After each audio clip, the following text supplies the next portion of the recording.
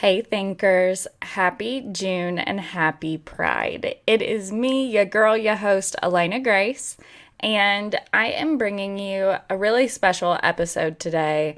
I am really excited to share this conversation with you between myself and my new friend, Christopher. So, Chris and I work together at an art gallery. We are a social media dream team. We have a lot of fun together, and I have really enjoyed getting to know him in this newer way. And we've really been bonding lately, so it's a ton of fun. But anyway, yeah, so Chris shares with us about his journey of realizing who he wants to be and the person who makes him happy, like the version of himself who makes him happy. So, with that being said, I hope that this inspires you guys. I hope that you get some good ideas, some good resources, maybe some good advice, perhaps. I hope it inspires you to think differently, perhaps to love differently. I don't know. I just hope that it gives you something to think about. So, here's Chris.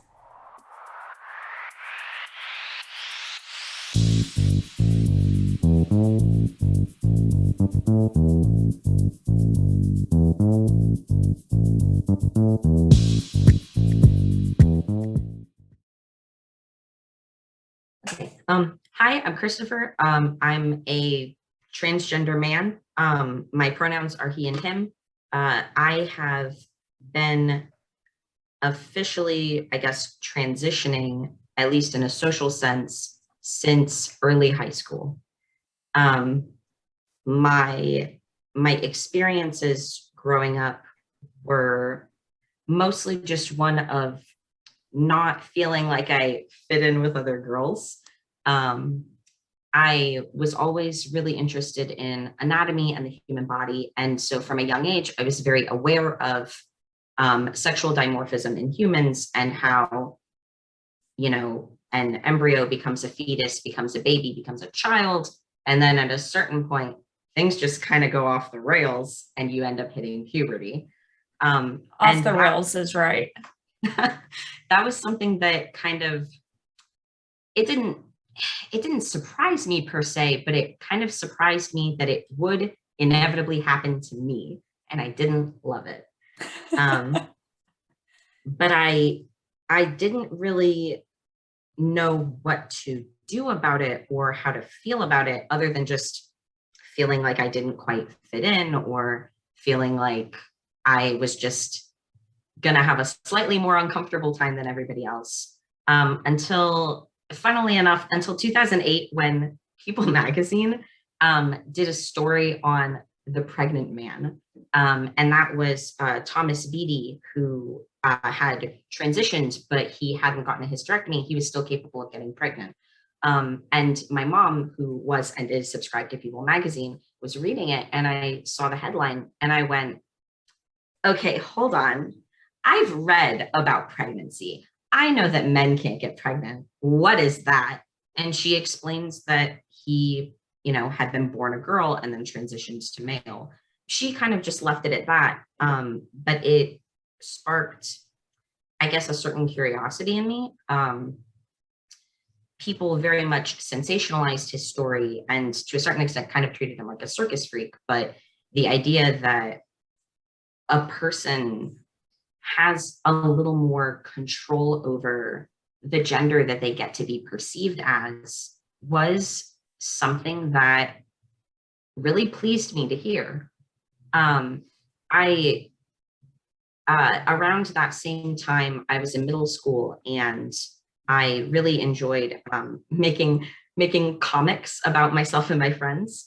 And one of my favorite things was to draw alternate versions of ourselves that were gender bent. So, for example, my friend Scott would be Scarlett, or I was Christopher instead of Chrissy. And that that experience of getting to not only visualize myself as a dude, but also learning that that was a thing that could be reality for me, was just really appealing. Um, as I moved into high school, I became a lot more knowledgeable about the reality of medical transition, and the fact that it's not as rare, um, not as one in a million, I guess, as sensationalized stories like that make it out to be. That many people are transgender, many people do transition. Um, that just kind of, I guess, got me started, and now I'm here. So I've been socially out, to most people since about 10th grade. And that would have been, I guess, 2015. And I have been on testosterone. I've been medically transitioning for 3.5 months now. Awesome. That that is a really awesome, I think, summation kind of your story and how you got here. That's really interesting that the pregnant man, quote unquote, right, like, of all things. Yeah, of all things, that is what inspired you in a way to realize that we have more control over who we are than we're made to think that we do. I think of all things, that is really funny. That's really, really funny. So your mom explained it to you in that moment, and then did that lead you to more research, or like let's see. Around that same time, I was also starting to really entrench myself in internet citizenship. And I came across that funky little social media site known as Tumblr. And for those who aren't aware, I would say most people on Tumblr are LGBT. Specifically, it definitely has a good chunk of the population that is transgender, or gender nonconforming in some other way. And so seeing that kind of made me notice more that I was seeing more and more people in online spaces who were transgender, or who were just casual about the fact that they don't conform to their birth sex in some way. So I guess it was more that knowing about that made me notice more and more people like me. And that let me kind of get to know people and follow the blogs of people who were transitioning socially or sometimes also medically. As for doing my own research, I remember that at the time I did a little searching, but there weren't as many resources out there at the time, or I just maybe wasn't quite using the right search terms. But it seemed like I was mostly finding almost covert resources for people who were older than me and had different things available in their community than I did. It wasn't really as, it wasn't as helpful for me, because it wasn't really stuff like, hey, you think you might be transgender? Here's what that means, and here's how to explain that to other people. It was more like, here's how to get a referral from your doctor for something. And I just wasn't really there yet. Yeah, I gotcha. That's interesting. And I didn't think about it this way. Kind of when I asked the question, I was more so thinking of like your second point, like researching, going on the internet, like medically looking into it. But that's so interesting that you also research socially, basically, or you found that you were socially researching maybe without even realizing it, and you had found yourself in those communities. And I'm sure that was really influential in helping you realize who you were, and Definitely. and that it was okay. Yeah, for sure. The prevalence of, I guess the prevalence of exploration in the online spaces can sometimes be a little overwhelming or confusing just because there exists, especially in specific niche communities, a lot of micro labels, which can Yes. sometimes be overwhelming to parse. When I first came out to my friends, I said that I was gender fluid. And gender fluidity is a perfectly like normal and healthy and acceptable identity for a lot of people, but it wasn't quite right for me. I more was struggling with either abandoning learned femininity or incorporating frankly feminine aspects of myself into my identity as a man. What I think a lot of people kind of forget when they realize that they are transgender is that manhood and womanhood are very, not exactly fluid, but very broad strokes. There are men who were assigned male at birth, have a penis, are happy with it, have a beard, have a wife and kids, and they still love their teddy bear from when they were 4, or they kind of enjoy watching ballet, stuff like that. Aspects of masculinity and femininity are not like prerequisites for any particular gender identity. So I guess just to kind of tell people, my journey did involve trying to gain a deeper understanding of what gender presentation means to me and what aspects of masculinity or femininity matter to me and how they necessarily affect my idea of self, basically. Right. And I'm sure that especially Western constructs of masculinity versus femininity, those gender roles, and even toxic masculinity. And really, I don't think that this is really a term that's used, but in a way it still exists, like toxic femininity. Mm-hmm. I don't know if that's one that's used because I always hear the other, but I've never heard that one. But I heard a couple people say it. Yeah. okay, well, but I'm sure it exists. Like I'm sure it's a thing. Yeah. I'm sure that we've all anyway, go back to the point. The what was my point? Overcoming those things, I'm sure was very difficult because we in Western society, those constructs are very rigid, less so today, but still pretty Yeah. Up rigid. until pretty recently, they have been quite rigid. Mm-hmm. Yeah. So Yeah. I can only imagine how reconciling those within yourself and also trying to understand that you don't have to conform to those to be who you want to be. Like the difficulty of all of that, I guess, is my point, because you want to be who you are and you also want to be perceived as who you are. Correct. Exactly. Yeah. Things like right now, my hair is getting kind of long. Me having long hair does not make me dysphoric. Me having long hair does not make me feel like a woman, but I want to cut my hair because I know that it kind of makes people see me more as a woman. For instance, when I was in the 11th grade, my English teacher was actually really accepting of me as a trans guy. He was great about always using my pronouns and everything. But I remember one day at the end of the day, I was writing something down and we were talking, and he said, he ended up saying, well, you know, it is kind of hard for people to take you seriously when you write in cursive. Or, well, you know, if you didn't use cursive, maybe people would see you as more masculine.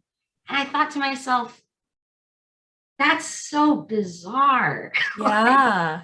I know men who write in cursive. Yeah. I know women who have terrible handwriting. I just think it's absurd that if my sense of self is masculine and people are telling me, you know, your personality is masculine, or yeah, I can really see you as a guy, why on earth should something as goofy as my handwriting possibly get in the way? So yeah, so like little things kind of make or break somebody's perception of you, and that is more difficult to come to terms with than internal I guess, internal contempt for feminine aspects. Yeah. I will say, yeah, go ahead. No, go ahead. I was just going to say, can I add that within that, so Adam, you've seen Adam. A lot of my followers have seen him or heard him speak or whatever. He is a large, like very cishet, hyper masculine looking man. Yeah. And he fucking loves the color periwinkle. Oh, he bought himself periwinkle towels for his apartment when he moved out on his own. Like, he loves it. He loses his mind over it. And I said that to somebody the other day, and she thought that was so funny. And yeah, just like cackled. She thought it was so funny. And Adam afterwards was like, "What? I don't get it. Why did she think that was so funny?" And so, yeah, it goes back to that, like, people have these ideas of what's masculine, what's fit, whatever, and you can be completely satisfied in yourself and you can be completely satisfied in yourself and what's the word? Content. It's not satisfied. The word. Yeah, satisfied. Whatever. Anyway, move on. Can be satisfied in yourself and know who you are and comfortable and all of this knowledge, but people's perceptions of what they think you should be play such a role into, sometimes if you're not comfortable with yourself, they can play such a role in then how you perceive yourself too. Does that make sense? Sure. Does that follows, it makes right? Sense. Definitely. Yeah, I kind of got lost a little bit, but anyway, we're back. No, you're good. I will say part of why I'll let you in on some discourse recently. People historically, the LGBT community and the LGBT rights movement has been just that, LGBT altogether. And lately we've added plenty of other letters to the acronym to incorporate the rights of intersex people, which does kind of coincide with transgender people's autonomy over their own bodies, or, adding non-binary people and two-spirit as kind of a subsection of transgender.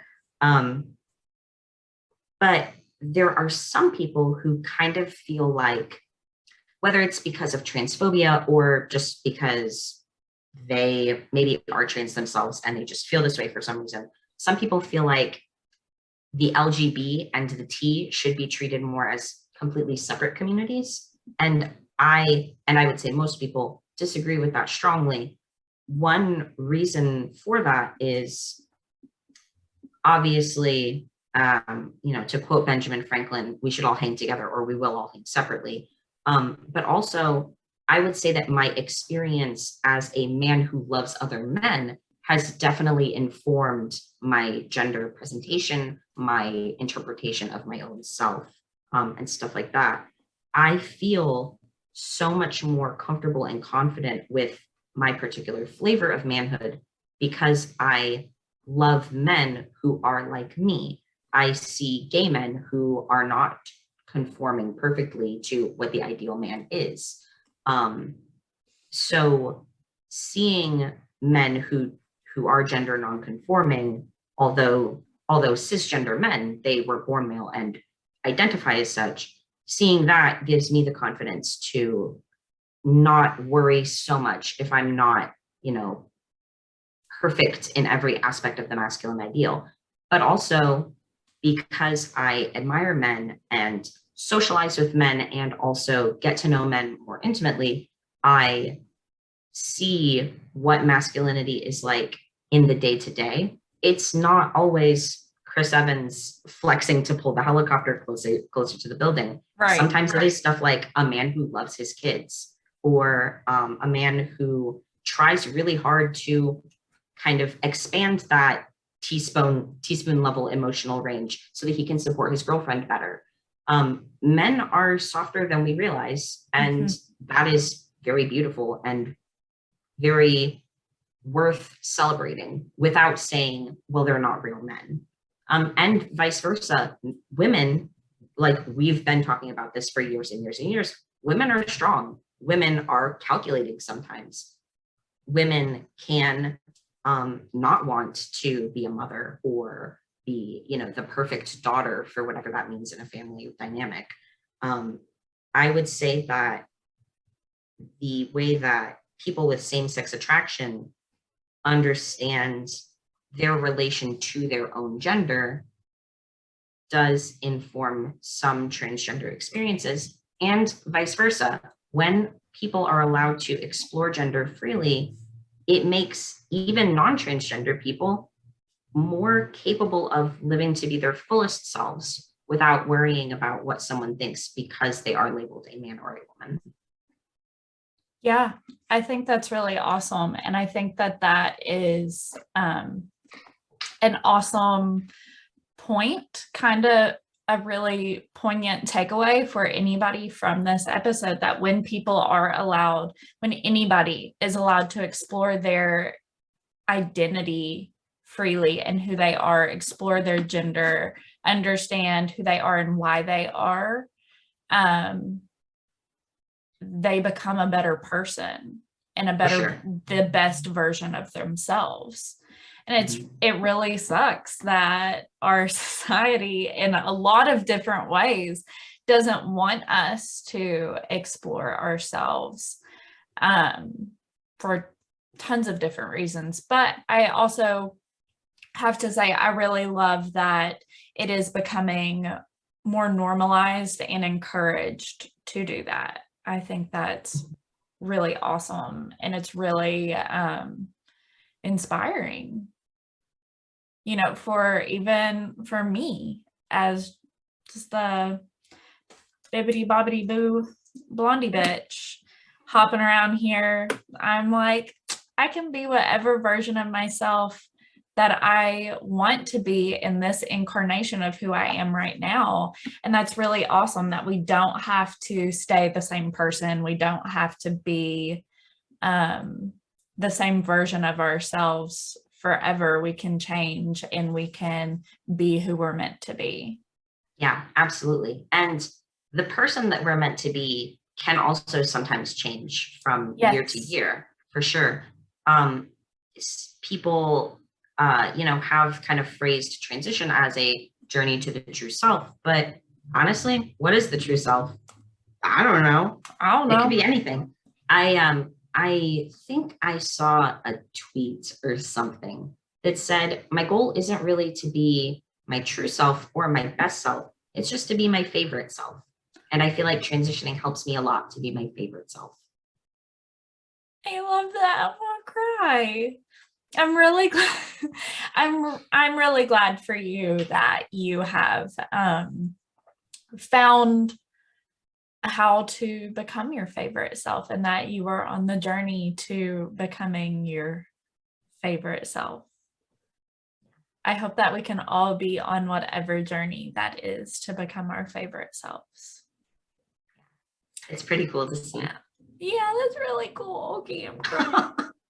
Don't cry. It's okay. I'm just emotional. The Lexapro helps that usually, but anyway. Oh, Lordy. Well, Chris, is there anything that we haven't hit on that you would like to make sure that you share with the listener today? I don't know. I think that we've come to the end of my notes. Okay. Yeah, basically just, tis what it is. I think we hit everything. Yeah, that's about it. Okay, awesome. Do you have any questions for me or anything else that you want me to touch on? Well, I did want to ask, do you have really, I think everything else that had wanted to kind of talk about, we've already hit, but I wanted to ask if you have any resources or media or advice or anything that you could suggest to the listener for either somebody who is realizing that they are not their happiest, most favorite self right now, or in any form of that, or for people who are trying to understand more what that is like. I will say the nice thing is, unlike, almost 10 years ago when I did my first internet searching, there's definitely a lot more public eye, for better or for worse, but in this case, for better, for resources for people who are transgender, or for people who don't really understand what the whole thing is about or why they should care. I had a link to one website in particular that I thought was really fantastic. And that is genderspectrum.org. There are a handful of other ones, all over the place. If you just search, like, I think I literally just Googled, just like last week or something, resources for transgender people, and it pulled up tons of stuff for trans people and for those who love or care about the trans community, or maybe don't really love or care about, but feel like they ought to know. And really lots of stuff does come up on most search engines. But genderspectrum.org is a really great place to start, because it has information for, it gives you, like, their homepage gives you drop downs for, like, I am an educator, or I am a family member of a trans person, or I am a trans person who's interested in, faith related resources, or studies, or just, basic overview information for my trans loved one, or myself, or my pastor, or whomever. And I just think that that's a really great place to start. I think it's a very compassionate place to start, recognizing that there are so many holes in people's knowledge, and I think that organizations like Gender Spectrum try really hard to kind of patch those holes.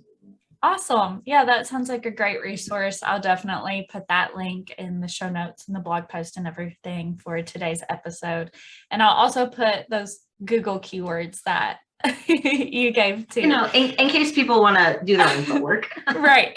Right. And if you do think of anything else that you want to send my way, totally do. And I'll slide it in there. So for anybody listening, you can find those links on the website www.ivebeenThinkingPod.com, and so they'll be there, and there will be a link in the show notes too. Wow. Thank you so much for having me, Elena. Thank you so much, Chris. I really enjoyed this too. I am so grateful that we have met and that you're in my life now. And I'm so grateful that you were willing to share this part of yourself with me and my listeners. Yeah, definitely.